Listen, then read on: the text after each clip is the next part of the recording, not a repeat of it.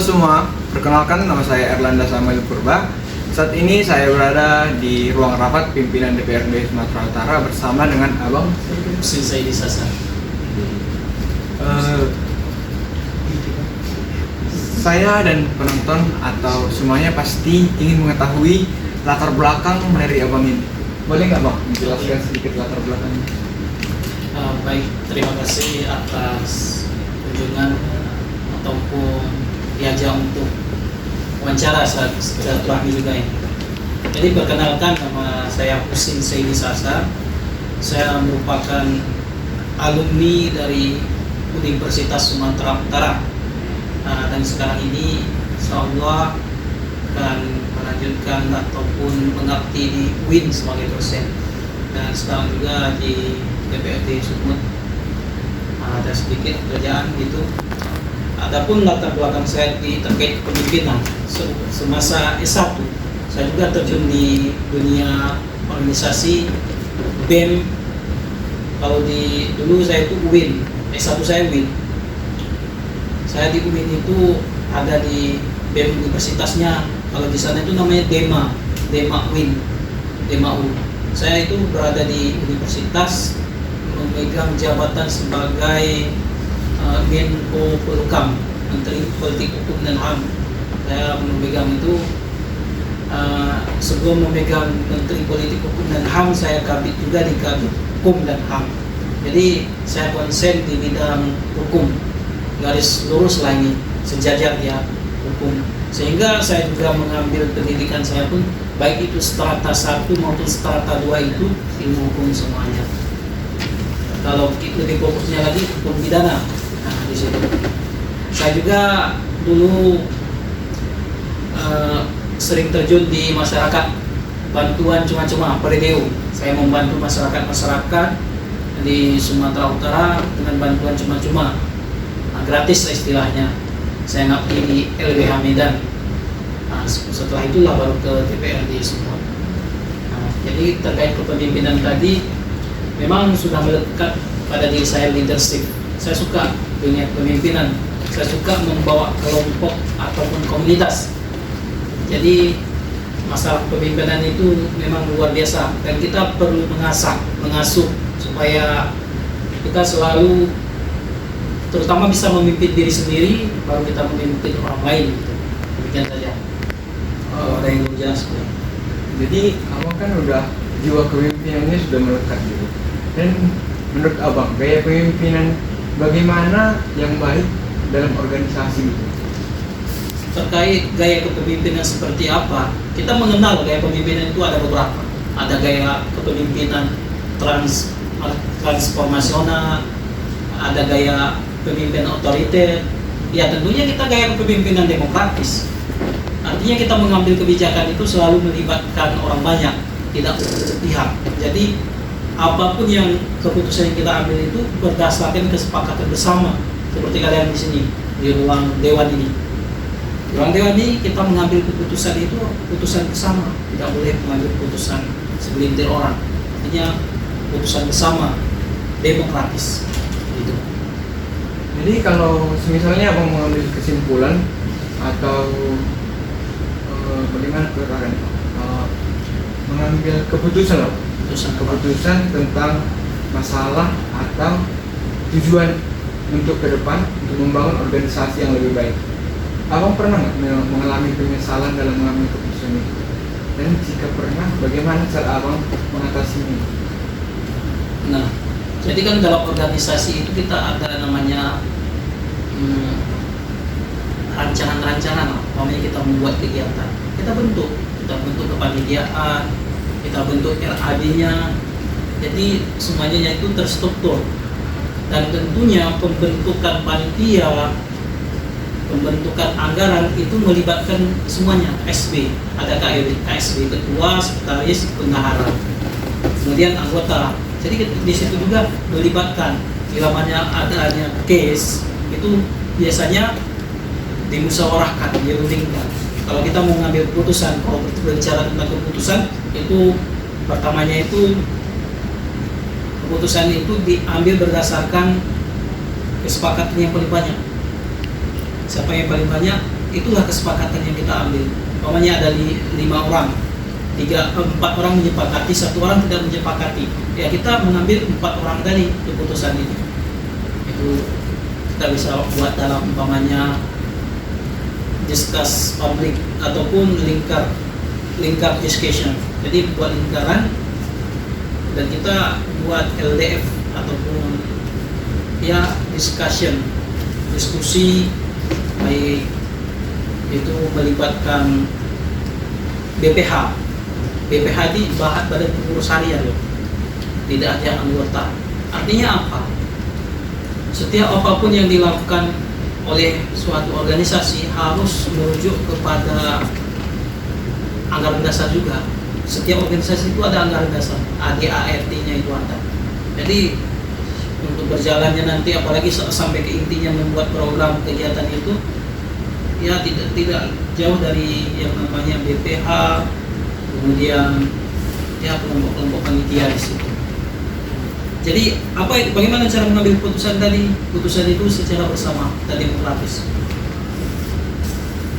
Jadi saya punya satu pertanyaan lagi nih, Pak. Abang pernah memberikan motivasi kepada bawahan atau anggota abang untuk menciptakan tujuan organisasi yang baik?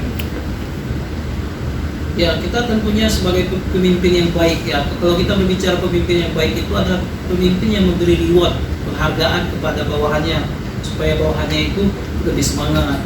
Kasih dia penghargaannya. Ketika ada kegiatan yang agak capek, sebelum keringatnya itu kering, kita kasih penghargaan. Jangan pelit pujian. Jangan kita nggak merangkul, kita rangkul semuanya. Jadi harus ada pendekatan emosional, bukan hanya teman kita dalam organisasi, tetapi bagaimana dia itu adalah lebih dekat dari teman ataupun sahabat gitu. Sahabat kerja, rekan kerja gitu. Tidak hanya dalam lingkup kedekatan biasa, tapi ada lebih intens di situ. Itulah yang namakan pendekatan emosional. Sungguh pendapat atau materi yang luar biasa tentang kepemimpinan dari abang kita ini. Saya dapat mengambil kesimpulan bahwa pemimpin itu harus memiliki sifat demokratis dan partisipatif. Dan pemimpin yang baik itu adalah pemimpin yang memotivasi para bawahannya seperti memberikan penghargaan agar mencapai tujuan bersama. Sekian dari kami ucapkan banyak terima kasih.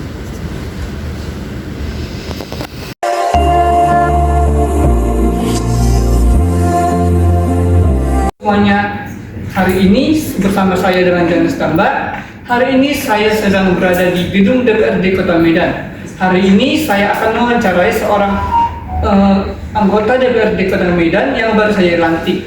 Izin Pak, sebelumnya boleh tahu dengan siapa Pak? Hendri John Tagalog. Bapak Hendri John Tagalog. Pertama-tama Pak, saya mengucapkan selamat kepada Bapak atas dilantiknya Bapak baru-baru saja Pak. Jika ada pertanyaan Pak, bisa tidak Pak Bapak menceritakan latar belakang Bapak sampai Bapak bisa terpilih menjadi anggota DPRD Kota Medan Pak? Ya, saya aktif di politik sejak 2009. Itu sudah lama dan sudah mengikuti pemilu lima kali pemilu dan 3 kali gagal, 2 kali berhasil. Jadi tidak ada kata menyerah, ya, harus terus semangat, tapi sambil kita mempersiapkan diri, mengoreksi apa kekurangan-kekurangan kita sehingga kita tidak terpilih. Soalnya. Di sini Pak, saya mempunyai beberapa pertanyaan Pak. Pertanyaan pertama Pak, menurut Bapak gaya kepemimpinan yang bagaimana yang sebaiknya dan seharusnya semua pemimpin itu miliki Pak? Ya, itu tadi harus menjadi teladan dan teladan menjadi teladan itu ya dari sisi kapabilitasnya, kualitasnya dia harus bagus. Yang kedua dari aspek moral dan karakternya itu juga harus bagus dan memimpin orang itu memimpin dengan gaya-gaya yang manis yang approach-nya itu persuasif. Baik Pak, pertanyaan kedua itu Pak, bagaimana cara Bapak menghadapi anggota yang memberikan umpan balik yang bersifat negatif terhadap pendapat atau keputusan Bapak? Biasanya saya lempar ke yang lain, setelah ke yang lain. Misalnya kamu nanya, saya tanya, kamu ada pendapat? Saya tanya, mau ada? Nanti kalau mereka ada pendapat yang menurut saya itu bisa artinya mengcounter isu negatif tadi, ya itu yang kita kutip itu. Dan berapa saya buat begitu. Jadi nggak langsung saya putuskan. Pertanyaan terakhir Pak, kalau boleh tahu Pak, apa harapan Bapak untuk beberapa tahun ke depannya Pak?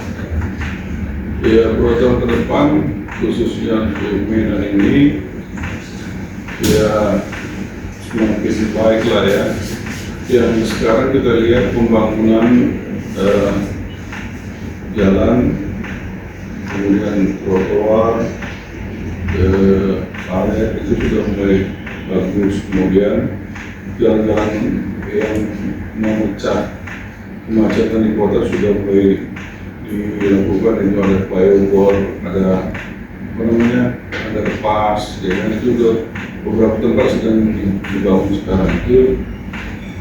Itu bagus agar kota ini bisa lancar dan berkembang. Nanti dari Sumatera metropolitan yang menjadi cita-cita kayak Medan semua. Baik Pak, saya mengucapkan terima kasih kepada Bapak atas kesempatan Bapak dan atas bantuan Bapak. Hari ini saya dapat mewawancarai Bapak. Baik semuanya, demikian wawancara hari ini. Semoga wawancara hari ini bisa bermanfaat bagi kita semua. Terima kasih. Merdeka.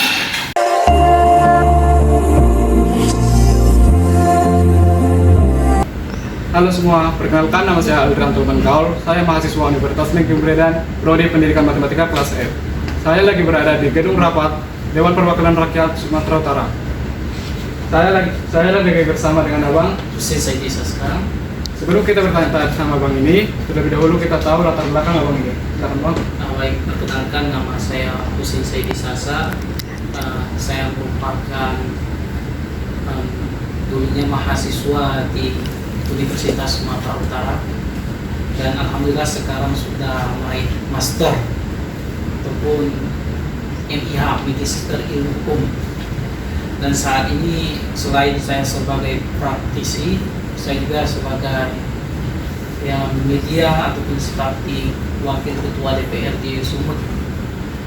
Kemudian saya juga dalam waktu yang dekat ini akan mengajar di UIN Sumatera Utara.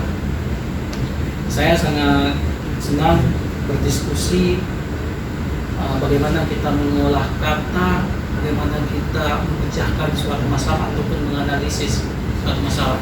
Saya juga sering terjun di dunia kepemimpinan, yang bagaimana saya dulu itu pernah menjabat sebagai Menko Polhukam, Menteri Politik Hukum dan HAM di S1 di Universitas Islam di Aradiri, dan saya juga pernah menjadi Kabid Hukum dan HAM. Oke. Menurut Abang, bagaimana pemimpin yang baik dan benar menurut Abang? Nah, kalau kita berbicara tentang pemimpin yang baik, pemimpin yang baik itu adalah pemimpin yang demokratis, pemimpin yang bisa membawa kelompoknya, yang bisa membawa komunitasnya. Bagaimana kita katakan pemimpin yang demokratis itu artinya ketika dia mengambil keputusan itu melibatkan setiap unsur, tidak mengambil satu pihak ataupun hanya menang sendiri. Kalau dia menang sendiri, dia memiliki gaya otoriter. Jadi pemimpin itu harus demokratis, artinya dia melibatkan setiap unsur, setiap orang, tidak mendiskreditkan seseorang ataupun diskriminasi. Pemimpin yang baik adalah pemimpin yang dapat mengarahkan, membimbing. Kemudian pemimpin yang baik itu adalah pemimpin yang bisa menjadi contoh bagi bawahannya. Jadi kalau kita mau menjadi pemimpin, sebenarnya kita harus bisa top ataupun lebih baik daripada orang lain, sehingga kita layak dikatakan pemimpin. Demikian saja. Nah, abang kan sudah biasa dari seorang pemimpin. Menurut abang, bagaimana sikap kita sebagai pemimpin kalau bawahan kita itu tidak melakukan tugasnya yang kita inginkan, bang? Nah, bila mana bawahan kita tidak melakukan apa yang kita sampaikan, kita bisa memberikan teguran, baik itu teguran pertama, teguran kedua. Namun sebelum kita memberi teguran itu, kita terlebih dahulu menasehati. Kita beri ke bersangkutan itu bagaimana seharusnya dinasehati, diarahkan. Artinya apa? Sebagai pemimpin kita harus mampu merangkul, bukan hanya kita menjudge ataupun membiarkan kelompok kita itu terbengkalai, tapi kita bagaimana kita mampu merangkul, bagaimana kita mampu melebur sehingga kita bisa membawa organisasi ini ke arah yang lebih baik. Artinya apa? Ketika kita menjadi pemimpin di situ ada perbaikan ataupun ada perubahan. Ya. Oke bang, pertanyaan terakhir saya ingin bertanya sama abang. Menurut abang adakah tokoh yang patut kita tiru sebagai jiwa kepemimpinannya, bang? Banyak. Tapi kita ambil satu tokoh aja ya. Siapa itu? Kita ambil satu tokoh yang inspiratif dan karismatik. Kalau saya, pemimpin yang saya kagumi itu adalah Insinyur Soekarno, presiden pertama. Dia itu luar biasa, sang proklamator, visi yang kuat, inspiratif, kata-katanya juga kita lihat motivasinya luar biasa. Bagaimana dia menggerakkan, bagaimana dia menginspirasi, bagaimana dia berkomunikasi, sehingga kita juga bisa terpacu dengan keberaniannya, dengan keteguhannya. Jadi pemimpin yang saya kagumi adalah Insinyur Soekarno, pemimpin nasionalis. Demikian saya. Terima kasih bang. Dari percakapan kita tadi, saya dapat menyimpulkan bahwa seorang pemimpin harus dapat mengajak anggotanya untuk mendapatkan hasil yang sesuai dengan harapan kelompoknya. Sekian dari kami, terima kasih.